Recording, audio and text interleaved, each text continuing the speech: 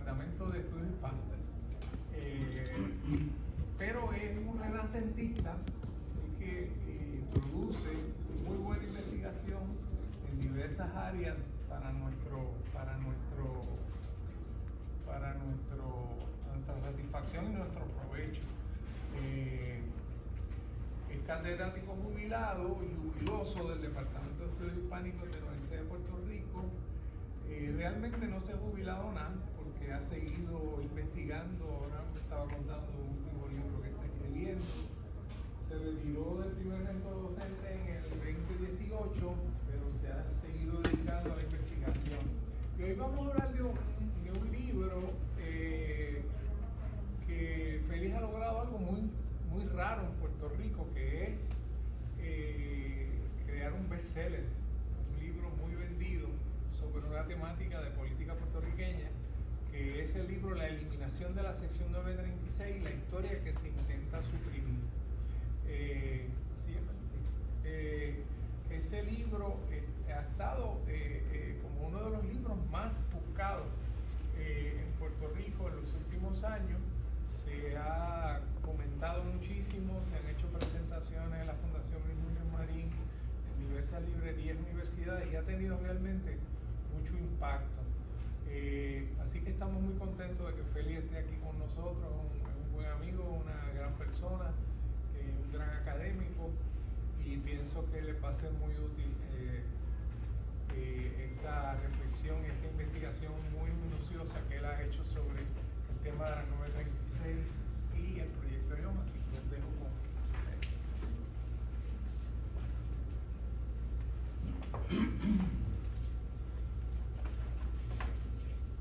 Buenos días a todos. Buenos días. Y muchas gracias al doctor Colón, Javier Colón, que me invitó a compartir con ustedes. Yo lo que voy a hacer es que voy a comentar algunos aspectos del libro que publiqué en el 2020.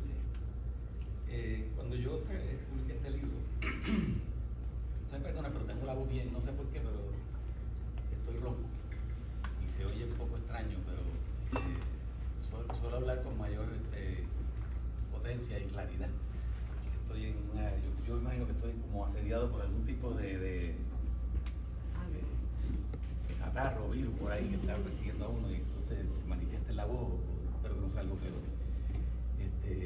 Yo publiqué este libro en el 2020, poco después que se acabó, que empezó a terminarse la pandemia, y pensé que era un error hacerlo en ese momento, pero había que sacarlo porque salió un poco antes de las elecciones del 2020. Y a mí me pareció interesante que saliera a ver cómo la gente reaccionaba ante el libro.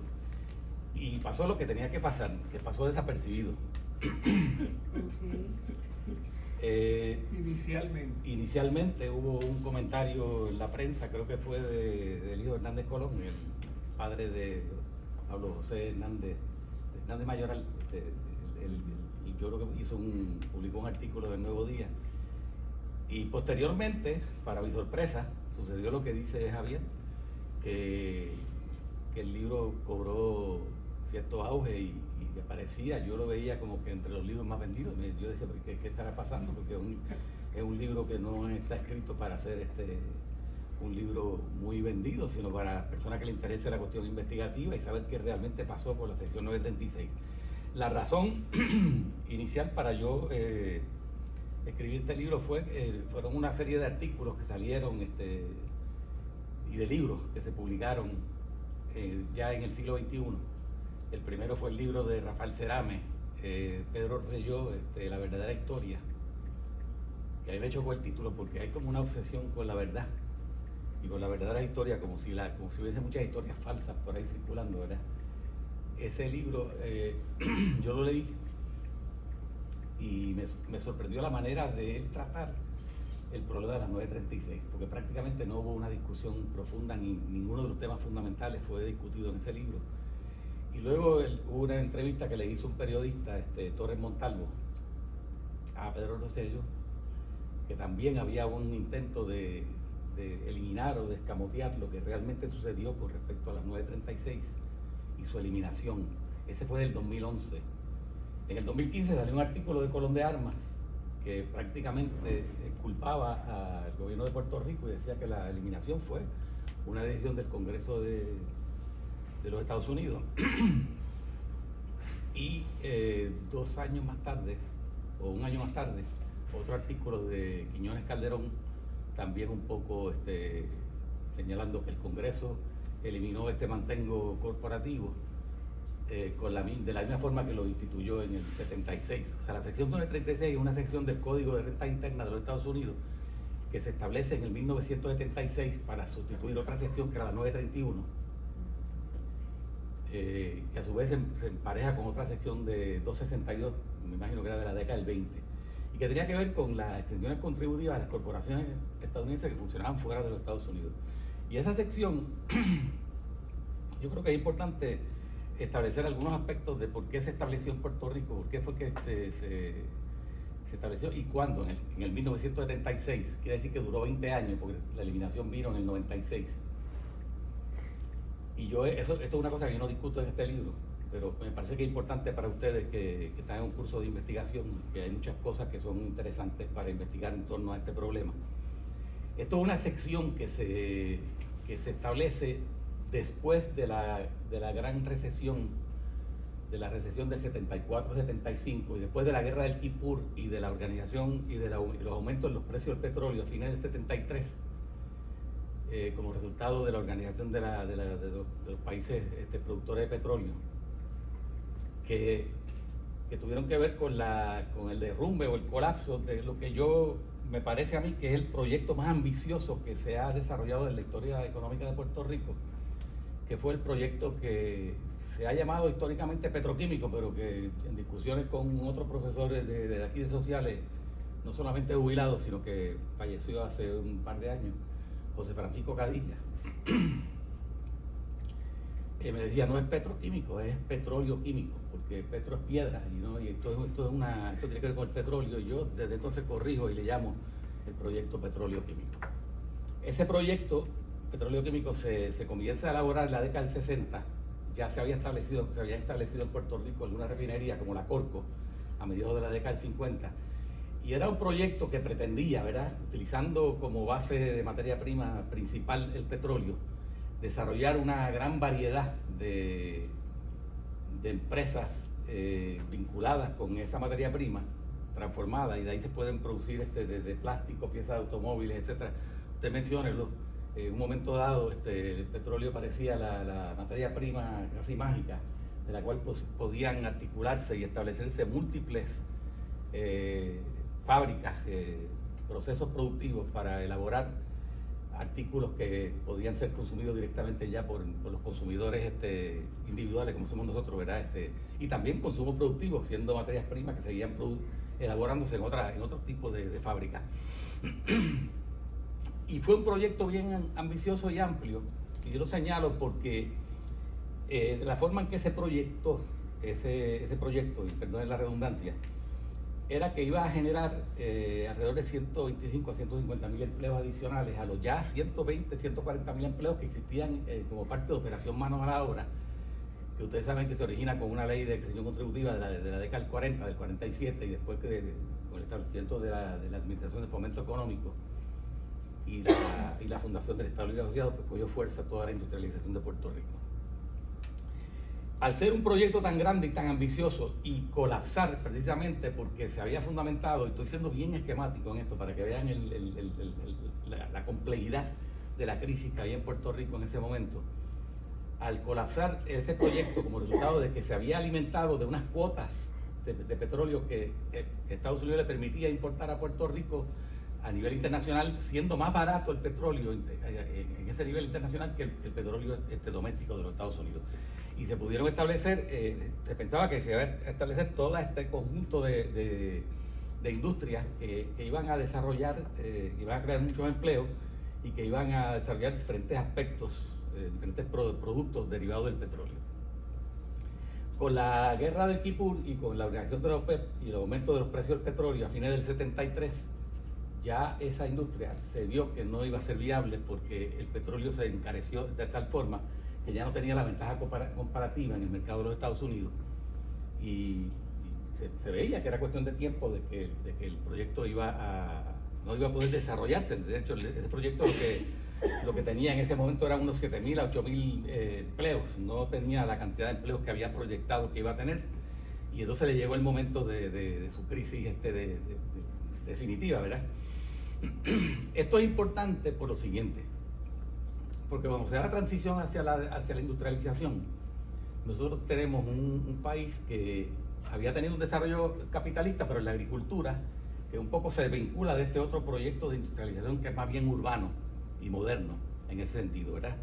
Entonces lo que tenemos es una especie de colapso de aquel capitalismo agrícola que hubo en las primeras 5 décadas, y empiezan a perderse masivamente empleos en la agricultura, pero están desarrollándose los empleos en la industria que se desarrolla a partir de la actividad de fomento económico, de la administración de fomento económico del gobierno del Partido Popular. Bueno, yo creo que es importante porque si ustedes se fijan, la crisis de la agricultura se veía como algo externo al proyecto de modernizador. Pero ahora, con la crisis del proyecto petróleo químico, ya no se podía hablar de algo externo. Fue una crisis que surgió en el interior del desarrollo de modernización de Puerto Rico. Y esta característica, que yo no la he visto señalada muy a menudo, si alguien la ha señalado, yo creo que es importante tenerla en mente. La crisis se instaló en el mismo proyecto modernizador de Puerto Rico y creó una situación muy incómoda para el gobierno a mediados de la década del 70.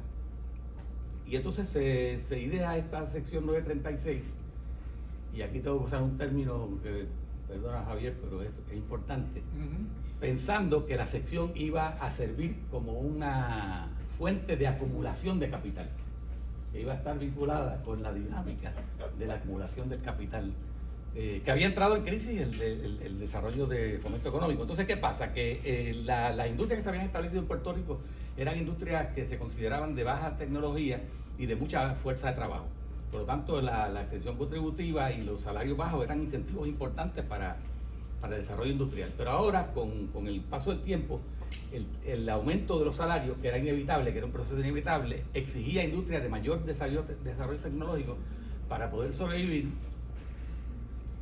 Y la sección 936 tenía como finalidad volver a darle un aliento al proceso de desarrollo industrial de Puerto Rico, al desarrollo económico de la isla, que había sido golpeado con la crisis del 74-75 y con lo que yo creo que se puede hablar del colapso del proyecto petróleo químico, que había sido, y ese era un término que usaban el fomento económico, la criatura dorada de la administración de fomento económico. Así que había que buscar una alternativa.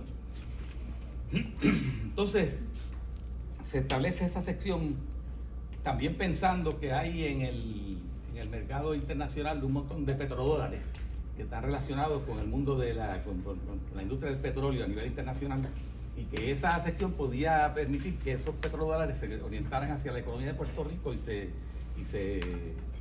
utilizaran en la banca del país, además de lo que pudiera generar las industrias que se establecieran en la isla como resultado de esa sección 936, que fueron industrias de alta tecnología o de avanzada tecnología, industria farmacéutica, que ya venía desarrollándose, electrónica, industrias de esa naturaleza, de equipos médicos, que implicaban una inversión mayor de capital en forma de maquinaria, materias primas, locales, etcétera, y menor inversión en fuerza de trabajo relativa. Y fíjense que el problema de Puerto Rico, la industrialización se concibió siempre como una manera de generar empleos para que la gente pudiera progresar y sobrevivir en la isla, ¿verdad? Así que tendríamos ahora una sección que estaría dedicada, que estaría fomentando que se acumulara capital en Puerto Rico a base de las industrias que se establecían y de la llegada de todos estos petrodólares a nivel internacional, y que pudiera insuflarle a la economía un mayor vigor desde el punto de vista de desarrollo de empresas nuevas, ¿no? Esa fue la idea. Cuando el Congreso también establece que cada año había que hacer un informe sobre cómo estaba funcionando esta sección 936. Estos informes se hicieron, yo recuerdo, yo lo traté de conseguir todos y creo que tengo 4 o 5 en mis manos, y dejaron de producir estos informes, y al poco tiempo de haberse establecido la sección 936, hubo el primer cuestionamiento. Se cuestionó la sección.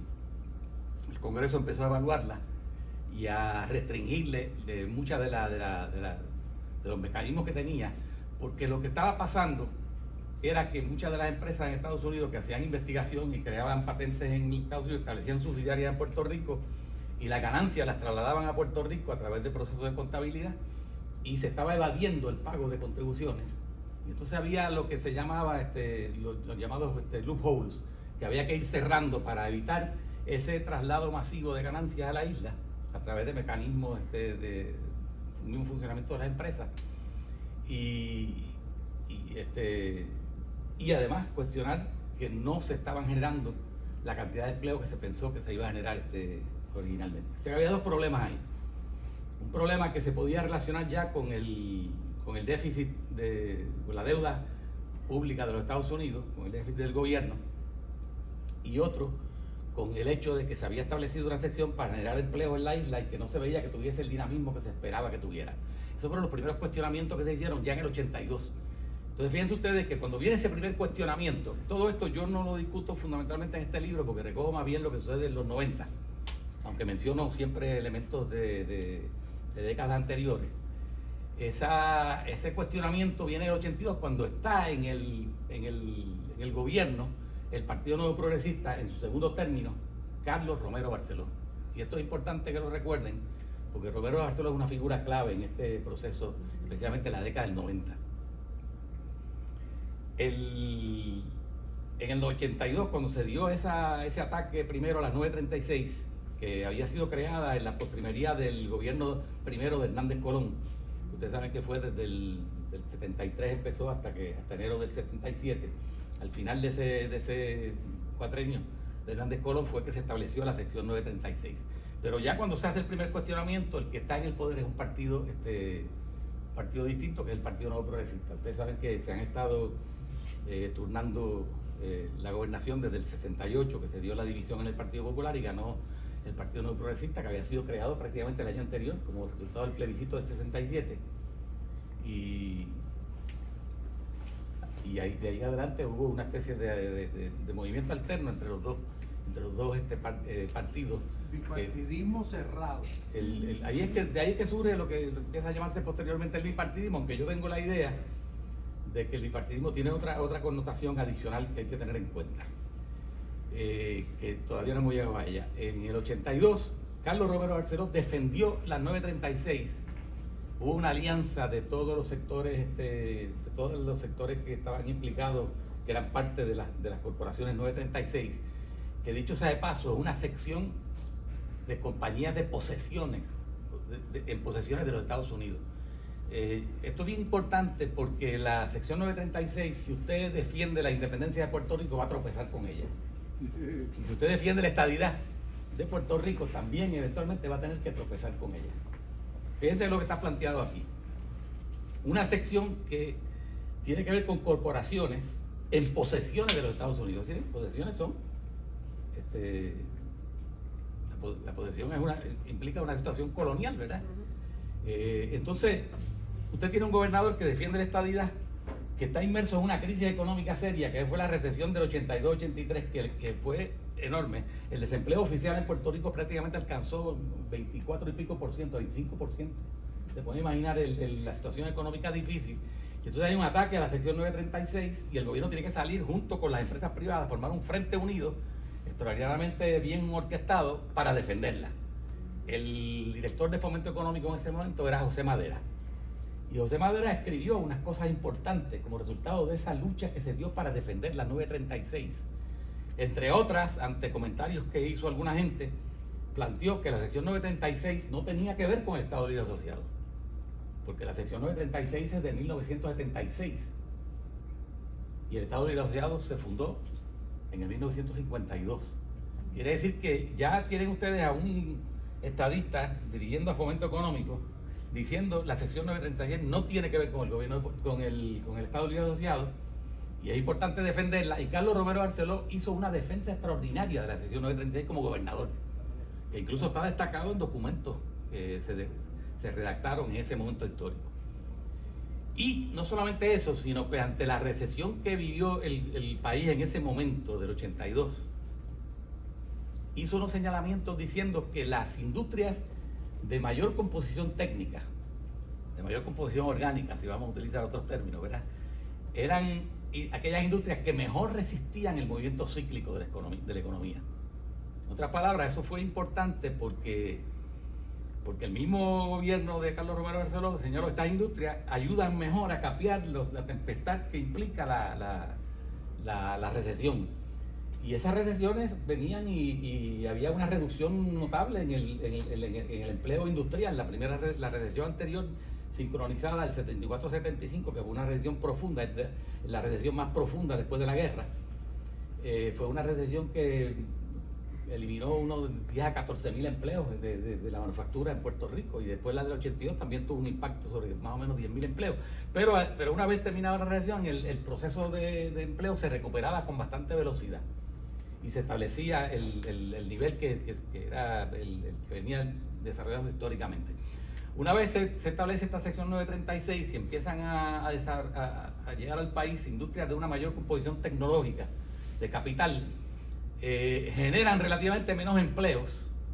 Quiere decir que el movimiento de los empleos va creciendo lentamente, pero pasa una cosa que no se podía dejar de advertir, que era que los salarios eran mucho más elevados. Quiere decir que generaban unos empleos, relativamente menor cantidad de empleos por la cantidad de capital que había que invertir, pero los empleos eran más estables, mejor remunerados, y había mucho más dinero circulando en el país. Quiere decir que la sección 936 empezó a hacer posible una cosa que era fundamental tener en mente.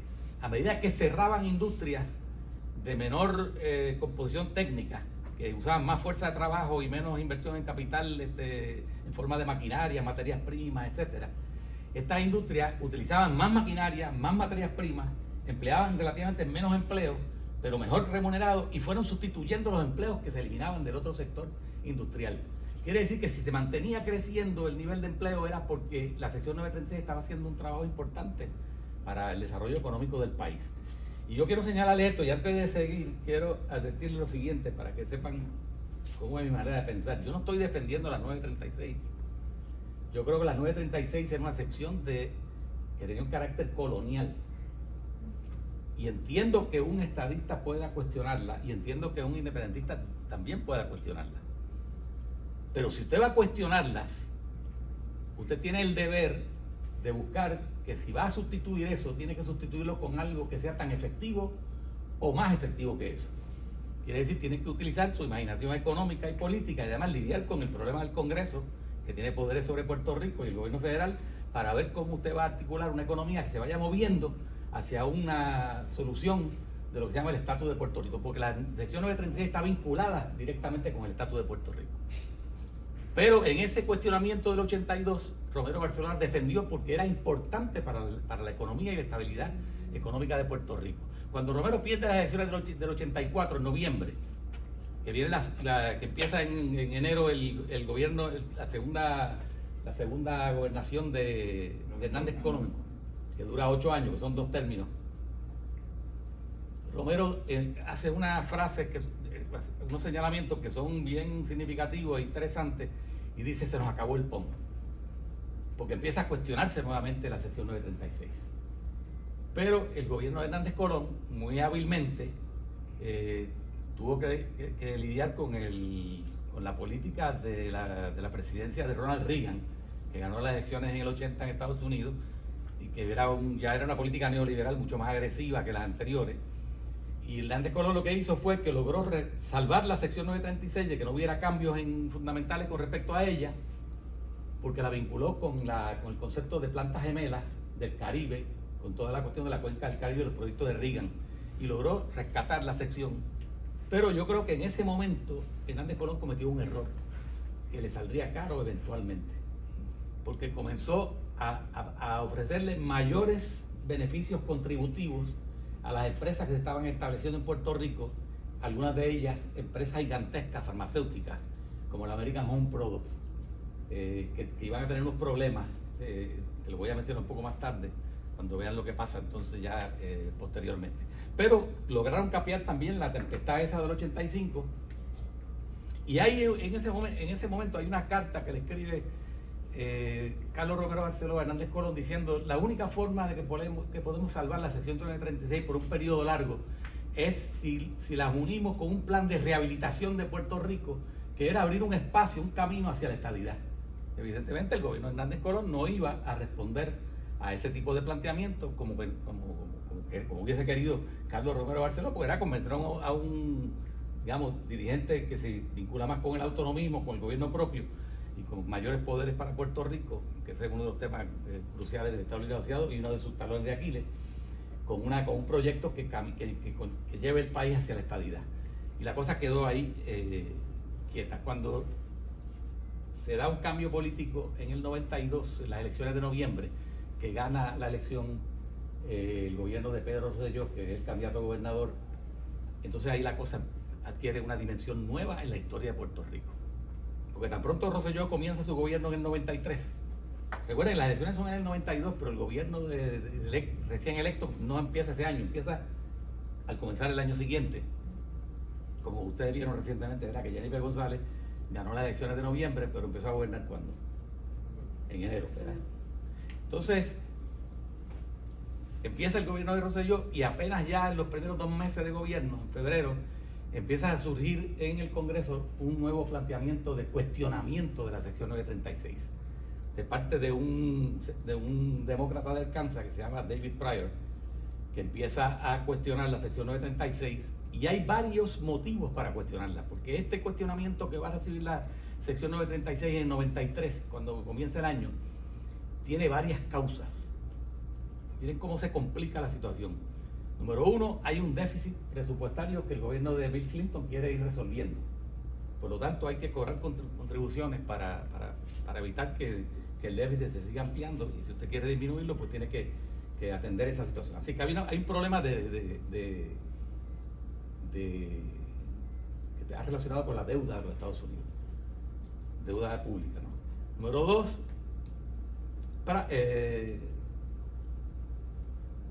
Pryor está preocupado con el precio de las medicinas, que están muy elevados.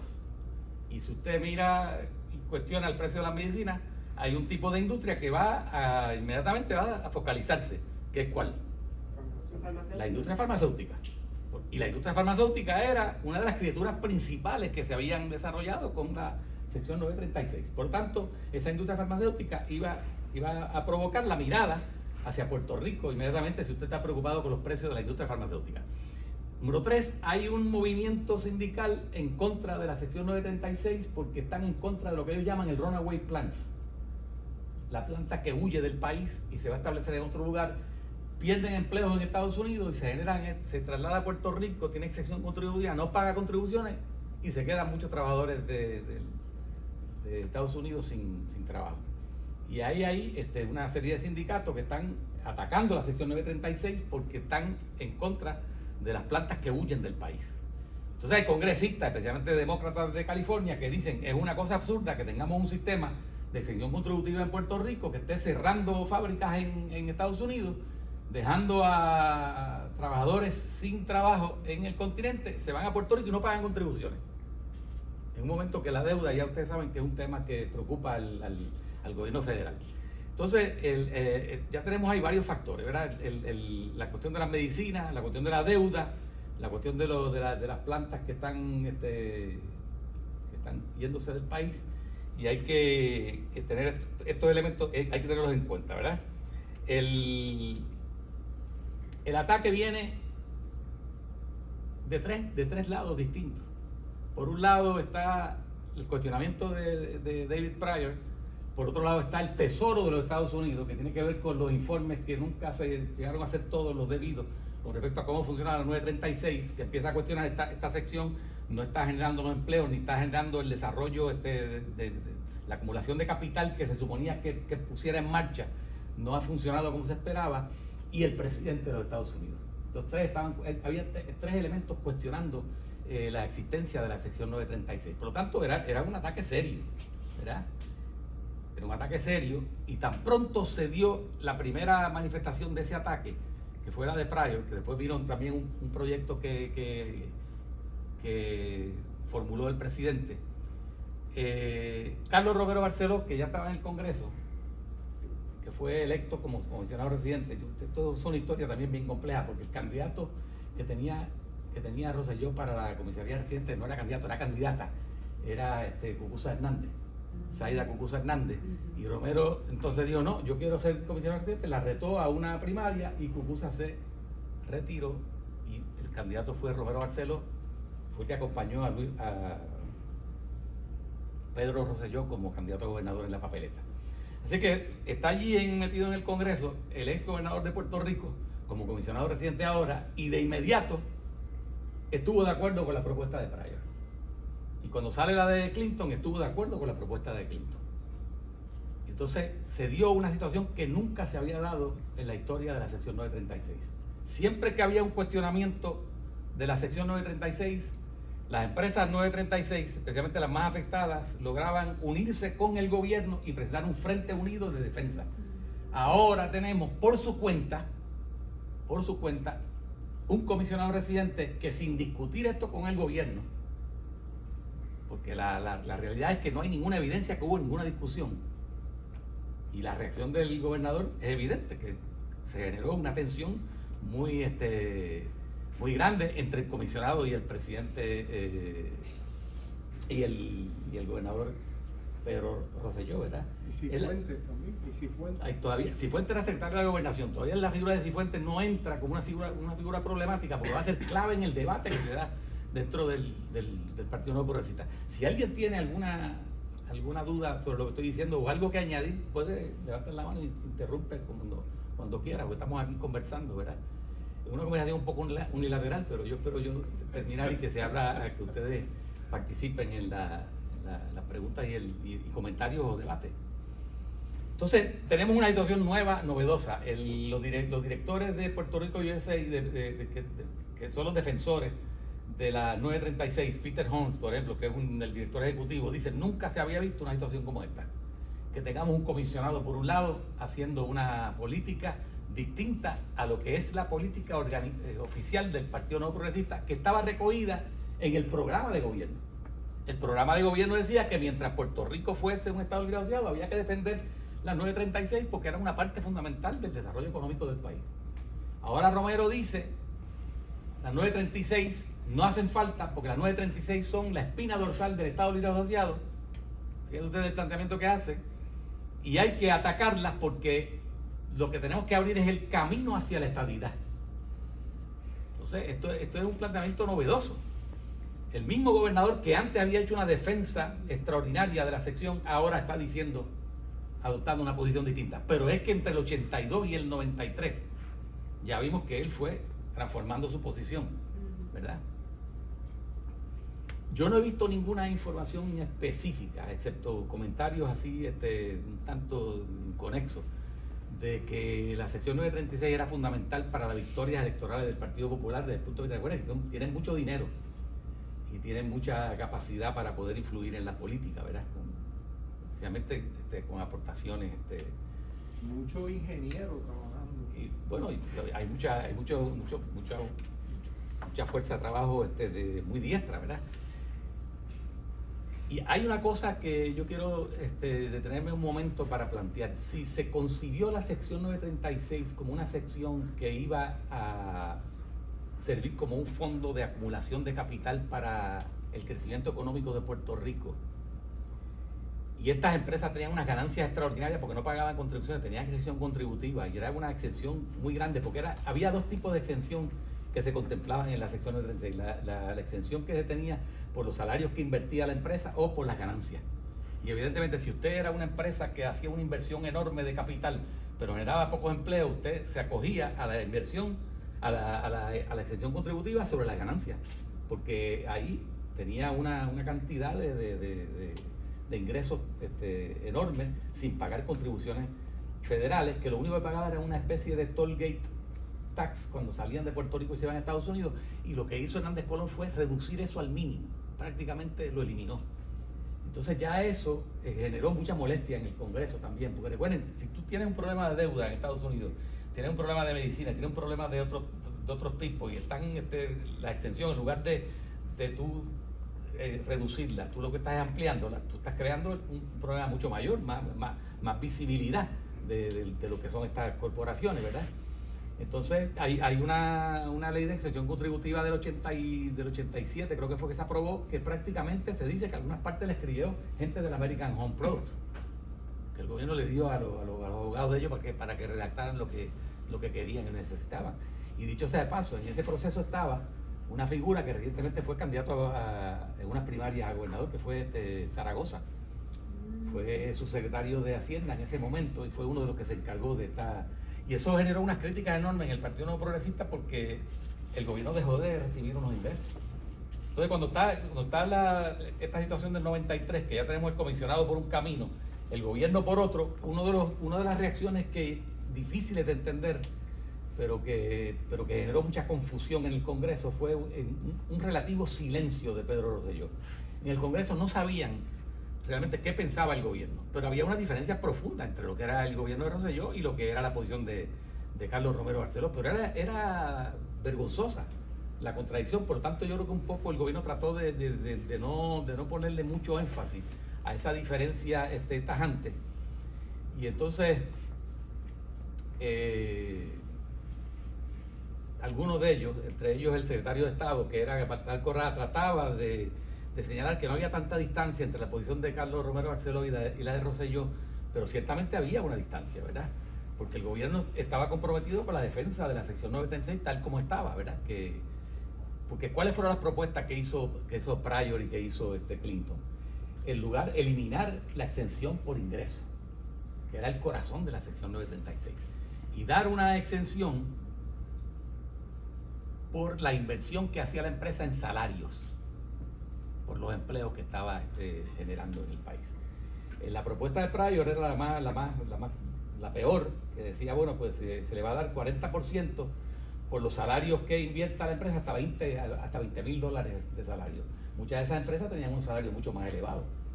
Eso era bien mezquino, pues si usted calcula lo que va a hacer eso, pues la exención que va a tener cada una de esas empresas es mínima comparado con la exención sobre el ingreso que era la anterior, que era lo que querían sustituir.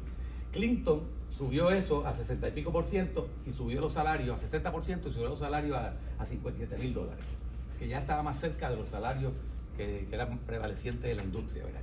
Entonces ya en ese debate Carlos Romero Barceló se alió con ellos, pero claro, la posición de Romero tenía que articularse mucho mejor que esas dos propuestas, y eventualmente lo que planteó Romero fue una exención por de 100% por los salarios invertidos en los empleos.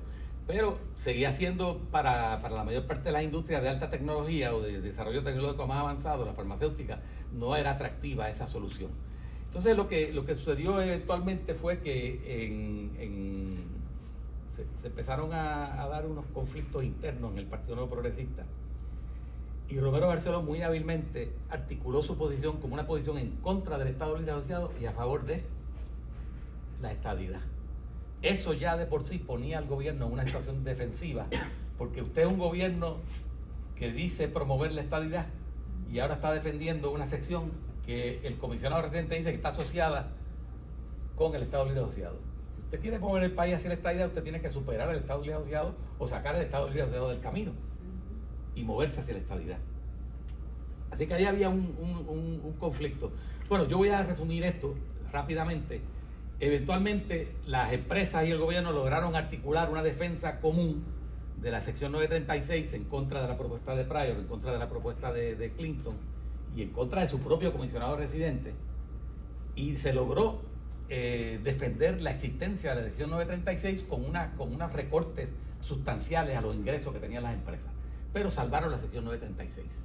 Salvaron la sección 936 con unos recortes sustanciales que en cierta medida satisfacían la necesidad del gobierno de poder tributar sobre una ganancia para poder resolver el problema de la deuda. Así que ese fue el resultado. Pero Romero Barceló no se quedó satisfecho.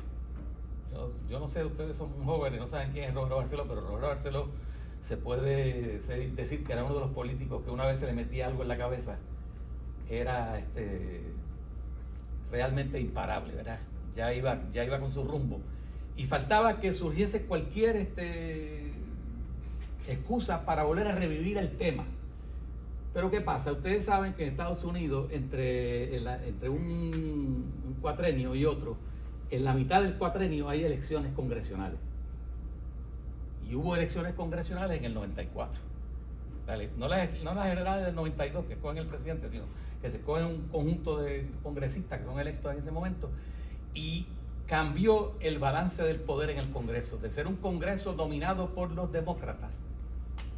Clinton era un gobernador demócrata, tenía un Congreso, una Cámara de Representantes y un Senado demócrata. Ahora va a tener una Cámara de Representantes republicana, y van a surgir nuevos planteamientos ahí en esa Cámara de Representantes, ¿verdad? Porque ya no va a ser Pryor el que va a dirigir digamos, una comisión que pueda atacar la 936 como la comisión de medios y arbitrios, que es la que va a dirigir ahora Bill Archer, que es un demócrata de Texas, un republicano de Texas. ¿Qué pasa? Que tan pronto empieza el año, termina el año 93 en noviembre, hay un plebiscito de lo que prometió Pedro Rosselló. Este plebiscito es bien importante porque cambia el panorama. Rosselló ganó las elecciones con casi 49 puntos, y el partido sacó más del 50%, pero él casi llega al 50%. Bueno, en las elecciones en Puerto Rico, el gobernador que las ganaba por más del 50%, que llegaba hasta el 60% y pasaba, era Luis Muñoz Marín. Y Hernández Colón logró llegar en el 72, logró también acercarse llegó al 50%, si no recuerdo mal. Ahora tenemos un gobernador estadista que gana las elecciones casi con el 50% de los votos. Inmediatamente propone un plebiscito porque cree que el balance de poder en Puerto Rico, en términos del apoyo de la población hacia la estadidad, se ha ido transformando, y pierde el plebiscito de noviembre del 93. Y eso tuvo un impacto grande en el movimiento estadista, porque fue una decepción fundamental.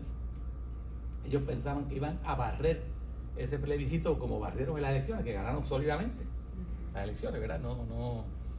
Entonces, la derrota de la estadidad por un Estado Libre Asociado que estaba aspirando a tener cada vez más beneficios federales, de fondos federales, pero al mismo tiempo sin pagar ¿qué?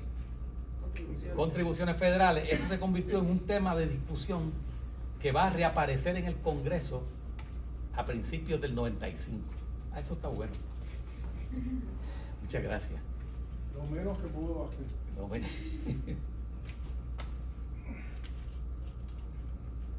Estaba hablando, se ha visto un momento, que la derrota del plebiscito del 93 fue clave porque cambió podemos decir, el estado de ánimo en el Partido Nuevo Progresista después de una victoria tan contundente como la del 92, en noviembre. Viene la derrota del plebiscito en el 93, y eso creó un malestar incluso en el Congreso de los Estados Unidos. Y ahora ya, en el 94, después de las elecciones, están los republicanos dominando la Cámara de Representantes.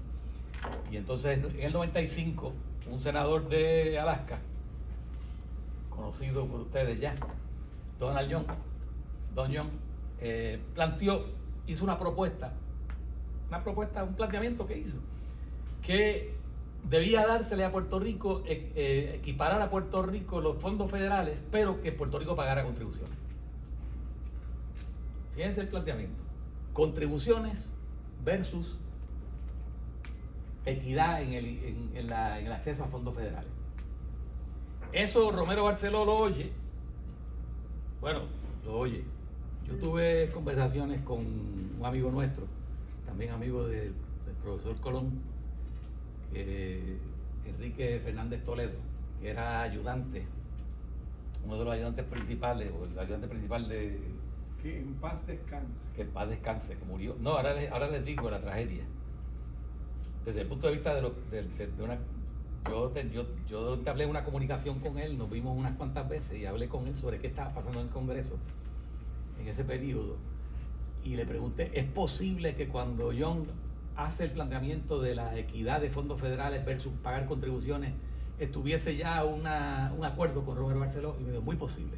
No solamente muy posible, yo estoy convencido de que así fue, dicho por él. Yo le digo, bueno, pues entonces no es aventurero uno plantearlo, porque estas cosas son cosas que pasan en conversaciones que no están recogidas en documentos. Entonces, cuando sale el planteamiento de Don Young de exigirle a Puerto Rico que pague contribuciones para darle una equidad en fondos federales, lo primero que dice Romero, eso significa que estamos recibiendo alrededor de $72 millones por Medicaid y recibiríamos una cantidad muy superior, como de 1.200 millones. O sea, más de $1.000 millones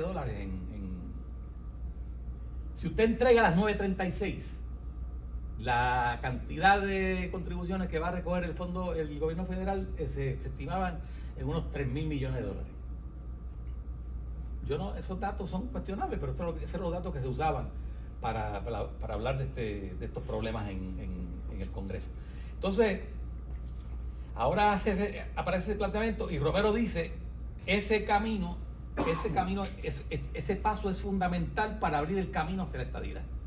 Pero Don Young no tenía en mente la estadidad en ese planteamiento. Era un planteamiento para precisamente golpear el Estado Libre Asociado victorioso, obligar a que hubiese un pago de contribuciones, si usted quiere tener fondos federales, porque el mejor de los dos mundos era usted tener los fondos federales y no pagar ¿qué? No pagar contribuciones. Era un ataque al Estado Libre Asociado, ¿verdad? Entonces Romero vuelve a insistir en que se paguen contribuciones, pero no el pueblo de Puerto Rico. O sea, no los ciudadanos comunes y corrientes como nosotros, sino los grandes intereses económicos y sobre todo los intereses que están recogidos en la sección 936. Y vuelve Romero a insistir en que se vuelva a cuestionar la sección 936. Y Bill Archer, que es el que dirige la Comisión de Medios y Arbitrio, le dice, no está en agenda. De hecho, recibe la información de diferentes elementos del Congreso. No está en agenda cuestionar la sección 936 porque se hizo ya en el 93 y se le hizo una reducción sustancial para evitar lo que ya habíamos señalado, ¿verdad? La cuestión de estar moviendo ganancias de un lugar al otro. Así que no está eso en agenda del Congreso. Pero usted sabe cómo es Romero. Romero sigue insistiendo y sigue planteando eso. Y el gobierno de Puerto Rico, que ha sido derrotado en el plebiscito de la estadidad, y que ya hay muchas más voces internas en el gobierno del Partido Nuevo Progresista que están simpatizando con la posición de Romero, porque Romero se identifica con una posición estadista versus una sección que dice él que está asociada y que es la espina dorsal del Estado Libre Asociado. Por lo tanto, ahí hay un debate que se empieza a enconar, y al principio el gobierno de Rosselló está con su posición programática de defender la 936, porque sabe que si no la defiende puede haber una crisis económica seria, y ahí es que se envía al secretario de la Gobernación a Washington con dinero para cabildear a favor de la sección 936, y entonces surge un debate que aparece en la prensa que es muy rico, y aquí en el libro mío yo lo recojo con bastante detalle. Articulistas como Luis Dávila Colón, como Ismael Fernández y otros políticos del PNP que toman la posición de Romero porque es la posición estadista. La posición de Rosselló eso no es un camino completo hacia la estadidad, porque eso es simplemente plantear como si separáramos lo político de lo económico. Pero esa separación es una separación vieja en la historia de Puerto Rico. Esa separación está hecha desde principios del siglo XX. Y dicho sea de paso, esa separación de lo político, de lo jurídico versus lo económico, el primero que la articula con mucha claridad es el movimiento obrero, especialmente Santiago de Iglesias. Entonces aparece ahora Romero defendiendo unas medidas que van a abrir el camino hacia la estadidad, y un gobernador que está defendiendo una sección 936 que está asociada cada vez más con el Estado Libre Asociado en la mentalidad de los estadistas, y que ahora Romero utiliza más agresivamente el concepto del mantengo corporativo, que no había surgido de él, que lo había recogido, pero ya empieza a usarlo él. Esto es un mantengo corporativo y no va a pasar nada si se elimina, porque el mercado se va a encargar de ajustar los procesos. Y esto es bien importante porque ya el neoliberalismo en Puerto Rico ha dado pasos significativos. Y dicho sea de paso, es penoso decirlo, ¿verdad? Pero el Partido Popular, que tuvo que empezar a defender una sección 936 ahora bajo fuego con una artillería pesada, neoliberal, ya con una connotación neoliberal. El segundo gobierno de Hernández Colón, que comenzó en el 80 y en el 89, había aprobado un documento que era la segunda transformación, que estaba aceptando ya medidas neoliberales. Incluso se planteaba que para hacer más eficiente el Estado y para resolver el tamaño del Estado, meter el mercado en el Estado y la competencia podía aligerar y hacer más productivo ese Estado gigante. Y claro, esa ideología la recoge el movimiento, el Partido Nuevo Progresista, y en la década del 90 empieza a surgir todo este ataque al gigantismo gubernamental en nombre de procesos de privatización y de reglamentación de la economía. O sea que esto todo se da en conjunto, ¿verdad? Entonces tenemos a unos debates en que ya incluso David Colón llega a decir: tenemos ahora dos comisionados residentes, uno que defiende el Estado Libre Asociado, que es Cifuentes. Álvaro Cifuentes, y el verdadero comisionado nuestro, que es el estadista que defiende el estadidad, que es Carlos Romero Barceló. Bueno, la cuestión, para hacer la historia corta, lo que sucede en ese momento es que Rosselló va cediendo ante la presión que tiene dentro del partido y va adoptando cada vez más la posición de Carlos Romero Barceló. Pero claro, recuerden, está la derrota del plebiscito y está el ambiente estadista que veía al Estado Libre Asociado como muy poderoso, porque tenía el sostén de la sección 936, y había que socavarlo, había que sacarlo del camino, había que destruirlo en última instancia, porque en un momento dado se habló en esos términos, ¿verdad? El Caribbean Business, que es un periódico importante, por lo menos a mí me da pena que haya desaparecido, porque si uno quería saber lo que pensaba el capital en Puerto Rico, uno tenía que leerse el Caribbean Business, ¿verdad? Inicialmente empezó defendiendo las 936 y terminó alineándose con la posición de Romero, y sus directores, sus editores, terminaron escribiendo unos artículos. Hay uno de Cibadevilla, que creo que es el nombre de él, si no lo estoy cambiando, que dijo que había que destruir la economía, wreck the economy, o sea, hacerle daño, ¿verdad? Para que se abriese el camino hacia la estadidad. Y había una ideología que había ido cobrando una fuerza extraordinaria, que la resumió Rosselló en un enunciado que se suponía que definiera lo que era su nuevo modelo económico, que era que el mercado decida.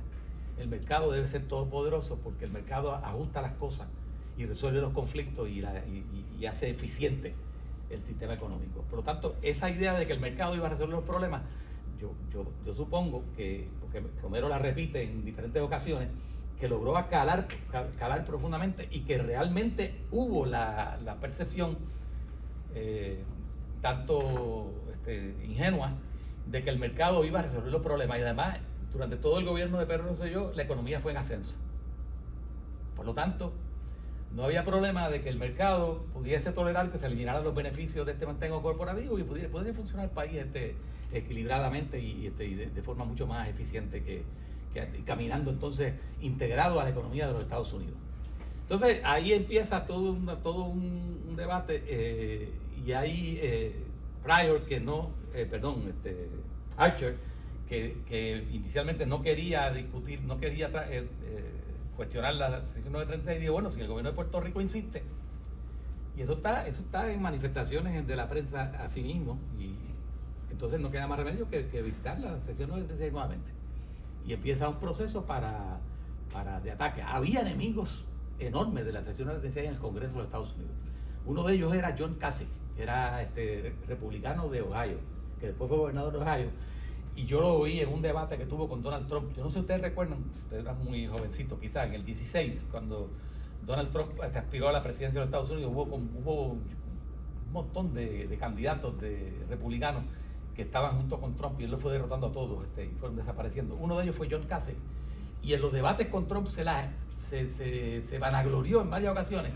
Yo fui una de las fuerzas principales que eliminó las 936 de Puerto Rico en esos debates. A mí me parecía increíble que después del resultado tan catastrófico que tuvo la eliminación de las 936 de la economía de Puerto Rico, que un individuo que aspira a presidir los Estados Unidos diga una barbaridad como esa con orgullo. Bueno, la cuestión fue que eventualmente, y lo último que quiero añadir es que Rosselló, para evitar el ataque sindical, se fue empezando el 95, estuvo en Florida, negociando con la American Federation of Labor, la FLCIO, con el Consejo Ejecutivo de los Trabajadores del Sector Público, una oferta que les hizo de sindicación de los empleados públicos. Les digo, ustedes están teniendo un problema, hay una reducción del sindicalismo en Puerto Rico y en Estados Unidos. De un golpe yo les ofrezco a ustedes 250,000 trabajadores para que lo organicen. Imagínense ustedes cómo estaban aquellos señores de la FLCIO, pues vieron eso. Y entonces, pero claro, yo lo que les digo es que les doy esta oferta, pero cuando tengamos algún debate con respecto al estatus en el Congreso, ustedes nos ayuden a nosotros avanzar la posición del gobierno. O sea que hubo una especie yo estoy omitiendo las peleas con Cifuentes, ¿verdad? Porque Cifuentes fue un personaje importante que trató de defender las 936 en Estados Unidos, pero la avalancha de cuestionamientos que cobró fuerza en el Congreso fue indetenible. Incluso en un momento que se elimina las 936, el proceso de está dando eso, Archer tiene una carta en la mano que la sacude así y dice: esta carta me la envió a mí el gobernador de Puerto Rico y está a favor de la eliminación de las 936, para que sepan que esto es producto de la posición del gobierno de Puerto Rico. Esto es bien importante porque una crítica que yo he oído de este libro es que yo le he dado demasiado poder al gobierno de Puerto Rico para eliminar las 936, y evidentemente el gobierno de Puerto Rico no tenía ningún poder para eliminar las 936. ¿Eso era un poder de quién? Del Congreso. Pero si el gobierno de Puerto Rico no las defiende, si se rompe el Frente Unido que históricamente había ocurrido, que empezó a requebrajarse en el 93 con el comisionado residente abandonando ese Frente Unido, y que ahora el gobierno abandona el Frente Unido, se quedan las compañías en un momento dado tratando de defender, y el Partido Popular tratando de defender la sección 936, pues todo eso colapsó eventualmente y la eliminaron. Cuando se elimina la sección 936, Carlos Romero Barceló dijo cosas interesantísimas. Yo fui el que empezó todo esto. Yo soy el responsable de esto, como si fuese el gran capitán del movimiento hacia la estadidad, que victoriosamente ha logrado que Puerto Rico finalmente tenga el camino abierto hacia la estadidad. Y cuando le dieron los 10 años, un periodo de 10 años para que se extinguiera la sección 936, para que desapareciera finalmente, Romero Barceló dijo: en 10 años somos ya Estado de los Estados Unidos.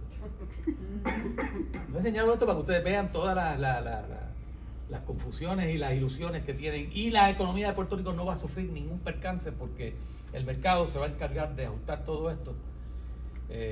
Y tan pronto se tomó la decisión, que fue al final a mediados del 96, vinieron las elecciones de noviembre.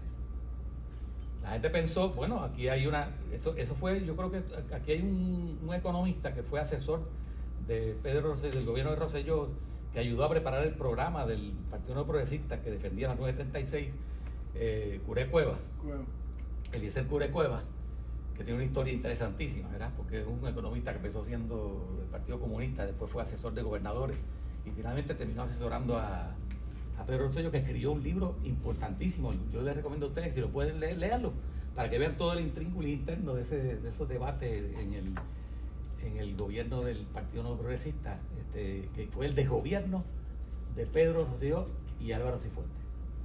No sé si pone el Álvaro, o es el desgobierno del gobierno de Pedro Rosselló y Cifuentes. En ese libro es bien interesante porque hay una parte bien cortita, un par de parrafitos que da trabajo encontrarlo, que habla de dos individuos que de economía dice no tienen la más mínima idea, que son terribles y que fueron fundamentales en el proceso de eliminación de la sección 936 porque fueron parte del gobierno. Uno de ellos era el secretario de Economía y Comercio, que ustedes lo deben haber oído porque se llama Luis Fortuño. Y el otro era el presidente en aquel momento del Banco Gubernamental de Fomento, que era Marco Rodríguez Gema. Y decía, ninguno de los dos tiene la más mínima idea de lo que es un proceso económico. Esto es bien importante porque después uno llegó a ser gobernador y el otro fue su secretario de la gobernación. Esa dupleta. Entonces la situación es bien curiosa porque tan pronto empieza a correr los 10 años, que son del 96 al 2005, las navidades del 2005, empieza un proceso de pérdida de empleos. Romero Barceló decía, no hay ninguna empresa que se va a ir del país.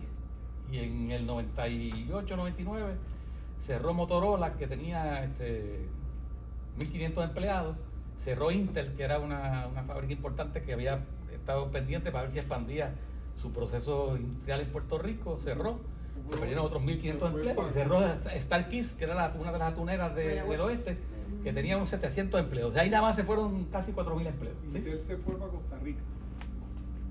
Entonces empezaron a cerrar entre el 96 y el 2005, principio del 2006, se habían perdido ya alrededor de 38.000 empleos.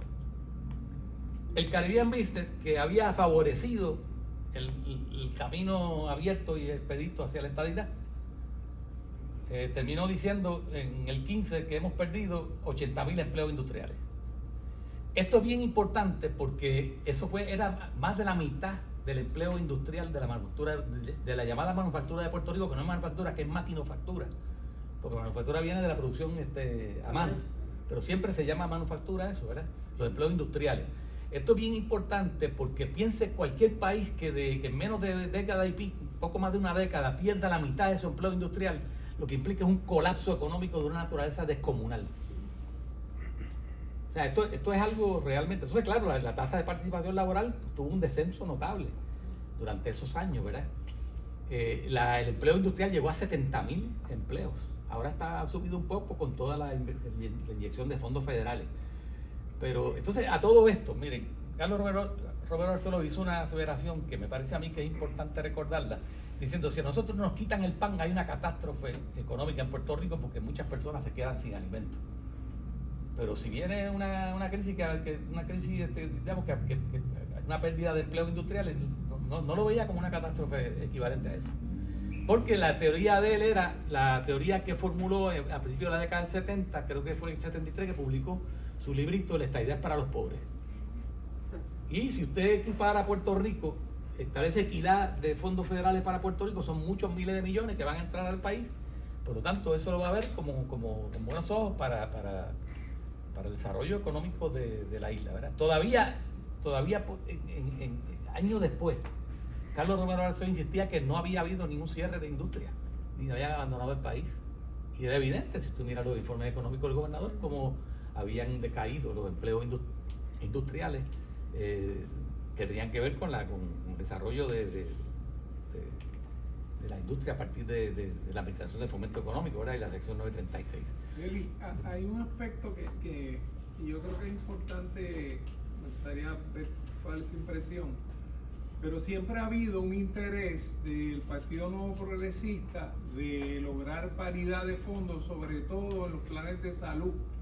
Y cuando Clinton llega a la presidencia, llega con un plan de seguro de salud universal que en cierto modo Romero ve una oportunidad ahí de, si tú me incluyes en el plan de salud universal, entonces yo puedo un poco aguantar el costo político de haber defendido que se elimine la 936, porque voy a tener todos estos fondos que van a llegar a la salud. Y entonces eso se derrota y en cierto sentido también contribuye al sentido de pérdida de la 936, porque no se sustituye con una paridad de fondos. Y entonces después viene Obama, el plan de salud de Obama, y de nuevo a Puerto Rico se le excluye, porque si a Puerto Rico se le incluía en el plan de salud de Obama, llevaba el costo del plan de salud de Obama sobre $1 billón.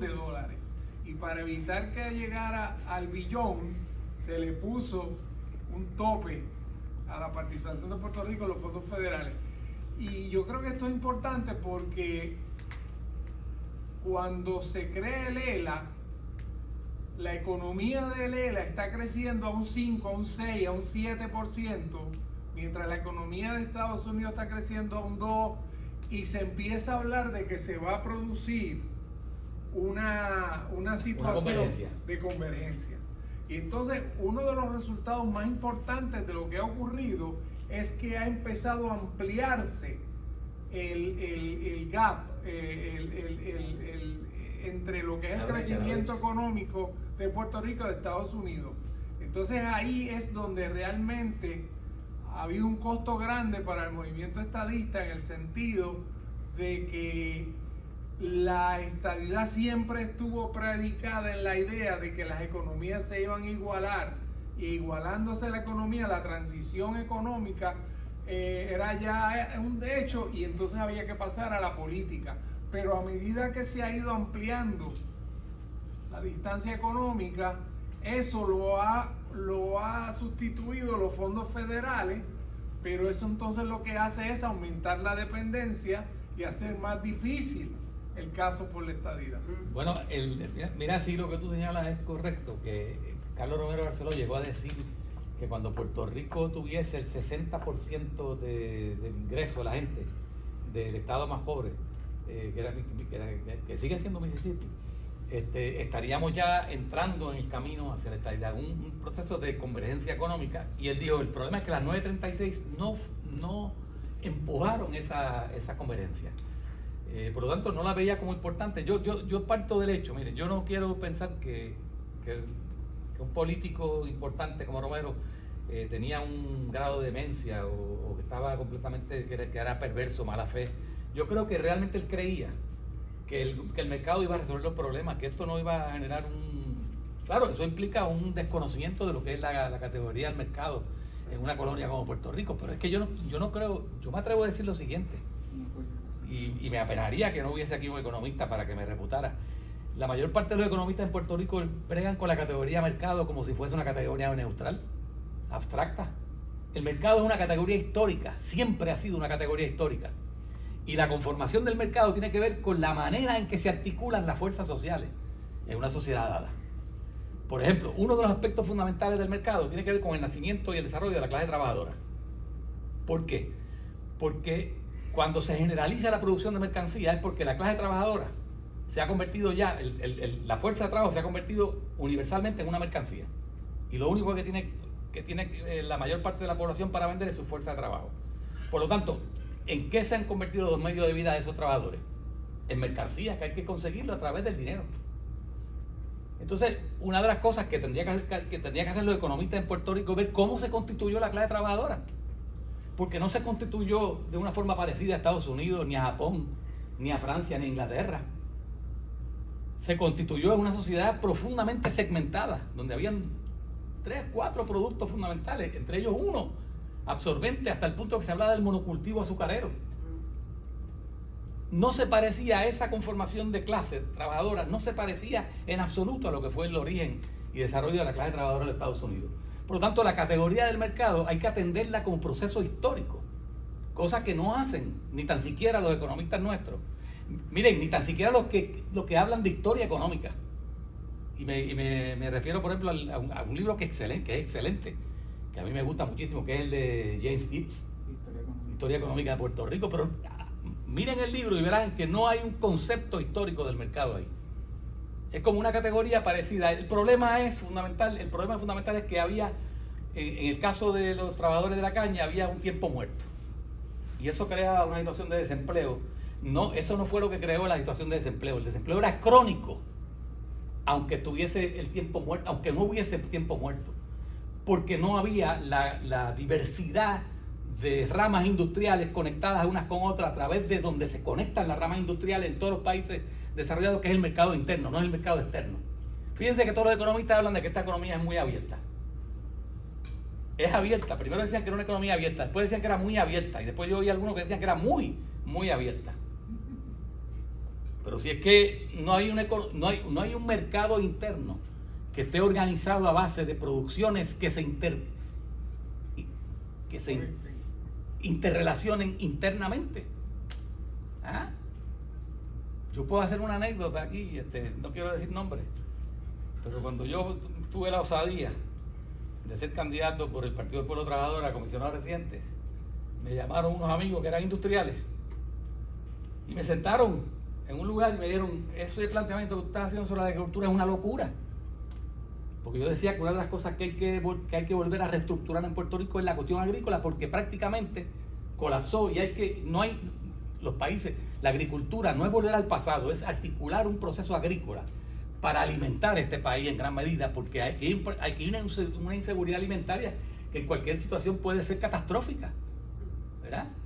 Entonces me decían, eso, y yo lo que hice fue que los miré y les dije, tú eres un industrial y produces tal cosa, tú eres un industrial y produces esto otro, ¿qué se venden y se compran entre ustedes? Y todos se miraron. Ninguno de ellos compraba ni vendía nada con el otro que estaba al lado, porque todos sus negocios estaban vinculados ¿con quién? Con elementos externos. Entonces, ustedes no son, ustedes son. Yo por eso es que me cuestiono incluso si podemos hablar de una burguesía local. Porque ustedes son personas que no tienen ninguna conexión entre ustedes, por lo tanto no pueden formular un proyecto económico. Y tiene que venir un proyecto económico por encima de ustedes. Incluso aunque sea a favor de ustedes, para desarrollar unas interrelaciones económicas que no son capaces ustedes de desarrollar. Porque todos miran hacia otro lado, no se miran entre ellos. Pero miren cualquier economía desarrollada a ver si eso no es distinto. ¿Ah? Por eso yo digo, las categorías económicas en Puerto Rico hay que pensarlas como son esas categorías, que son históricas. Porque la clase trabajadora en Estados Unidos surgió de una forma muy distinta a la clase trabajadora en Inglaterra, aunque los dos hayan sido países imperiales poderosos, o la clase trabajadora en Japón o en Francia. Félix, trayéndote de nuevo al tema de hoy, eso es bueno. ¿Romero Barceló termina haciéndole daño a la estadidad? Yo creo que Romero Barceló, Pedro Rosselló al adoptar su posición y los demás podrían, yo creo que cerraron el camino hacia la estadidad. Yo creo que lo liquidaron. Son estadistas liquidacionistas. Y la culminación de ellos es el enemigo principal de la estadidad, que es un individuo que está en Estados Unidos allá conectado con los grandes intereses económicos y con el partido republicano, el Luis Fortuño. No es la deuda, porque nos hablamos mucho de la deuda. Bueno, lo que pasa es que la deuda en Puerto Rico tiene que ver con el crecimiento de la deuda, tiene que ver con la recesión del 74-75. Para tú poder capear aquella recesión, especialmente el gobierno de Hernández Colón tuvo que endeudarse y ampliar el gobierno, precisamente porque lo que cayó fue, esa deuda le dio un golpe tremendo a la empresa privada en Puerto Rico, al desarrollo privado, especialmente el desarrollo petrolero químico, que iba a producir un montón de empleo. Entonces el gobierno tuvo que desarrollar una capacidad de absorber la población, endeudarse, y creó un sector público que, bueno, vamos a suponer que se hizo a base de deuda, pero la deuda no estaba descontrolada, ni todavía en la década del 90, ni en la época de Rosselló. La deuda se descontrola cuando cae la sección, cuando elimina la sección 936. Y entonces tú tienes el caso miren ustedes, cuando el gobierno de Fortuño aprueba la ley 9, más o menos en marzo del 2009, la ley 7, perdón, Sí, es que en el 2009, la ley 7, que deja en la calle decenas de miles de trabajadores, lo que viene es a balancear el presupuesto. Pero eso no fue el objetivo, porque lo que hizo fue endeudar el país mucho más. Fortuño es el gran endeudador de ese momento histórico, porque tuvo la suerte de coger los fondos ARRA aquellos de Obama, y cogió los fondos de COFINA. La mayor parte de esos fondos los gastó Fortuño, más la deuda que cogió el gobierno en ese momento histórico. Y ahí ya adquirió una dimensión enorme la deuda, porque en lugar de equilibrar el presupuesto, que era lo que tenía que haber hecho si hubiera sido una política austera, honesta, pero él lo que hizo fue sacar el dinero de los bolsillos de los trabajadores con los despidos y ponerlo en manos de contratistas y cabilderos. Lo que hubo fue un traslado de riqueza del elemento laboral, y eso se ve claramente en los informes económicos. Al final de este libro yo hago unas tablas y se ve claramente que la compensación a empleado va disminuyendo relativamente con respecto a la compensación del capital. Empieza a acercarse y ese es el dinero que se queda en Puerto Rico. Ustedes descuenten los 44.000 millones que se van del país, que Romero Barceló siempre decía que eran el mantengo corporativo, porque él usaba el término de 44.000 millones de dólares, que nosotros nos preguntábamos ¿de dónde sacó esa cifra? Bueno, de la única forma que la pudo haber sacado fue coger la cantidad de contribuciones que pagaban las empresas que quedaron, cuando Fortuño le puso el 4%, que dejaban 1.700 y pico millones, y ustedes piense que esos son intereses de un capital que tiene alrededor de 45 mil millones de dólares. Es la única manera. Pero sí, destruyó el camino hacia la estabilidad. ¿Alguna pregunta? Dale. Llevo tiempo queriendo. Habla duro porque no hay micrófono. Llevo tiempo Di queriendo. tu nombre antes de empezar. Saludos, mi nombre es Alejandro Bracero, estudiante de Economía y de Ciencia Política. Tuve la oportunidad de leerme el libro hace unos meses y se sabe ahora que el presidente del Partido Popular tiene como meta volver a traer lo que fue una vez el concepto de la sesión 936 en la isla, llamándolo como la sesión 936.2. Yo quiero, desde tu punto de vista, tú que has trabajado profundamente el tema de la sesión 936 y su eliminación, ¿hay un paso o hay una vía para que Estados Unidos y en este caso el Congreso vuelva a implementar esta política pública federal en la isla? Bueno, mira, paradójicamente, para que tú veas las contradicciones que se dan en este mundo, aquí hay una serie de instituciones, entre ellos la de Fortuño, que se llama CRECE, o la de Libertad Económica de Jorge Rodríguez, y otros, que ahí están figuras como que fue el presidente de la Asociación Industrial, Eric Santiago Justiniano, creo que se llama, que incluso son neoliberales a ultranza, pero celebran las tarifas de Trump. En el caso de este señor, Santiago Justiniano, porque dice que las tarifas de Trump hacen posible un enunciado que también sale del gobierno de Trump, que es China fired, Puerto Rico hired. En otras palabras, las empresas que están en China, que pueden regresar estadounidenses, pueden regresar a Estados Unidos, pueden venir a Puerto Rico precisamente si tienen algún tipo de ventaja contributiva para reestructurar una cosa parecida a las 936. Pero fíjense qué ironía. Estos son defensores, porque este señor ocupó un puesto en fomento en el Banco Gubernamental, creo que fue en el Banco Gubernamental de Fomento, los primeros meses del gobierno de Jennifer González. Son estadistas. Fortuño es estadista y aprobó la ley 20 y 22, que era una 936 sin industria. Exención contributiva es una especie de paraíso fiscal sin producción. O sea, terminaron defendiendo las cosas más absurdas. O sea, cuando miren, la sesión 936 generaba en Puerto Rico una cantidad de empleo de alta tecnología que yo le di clases a gente que trabajaba en la farmacéutica, lo orgullosos que se sentían de que iban a Houston, iban a diferentes partes de Estados Unidos a dar seminarios y cosas que tenían que ver con la productividad.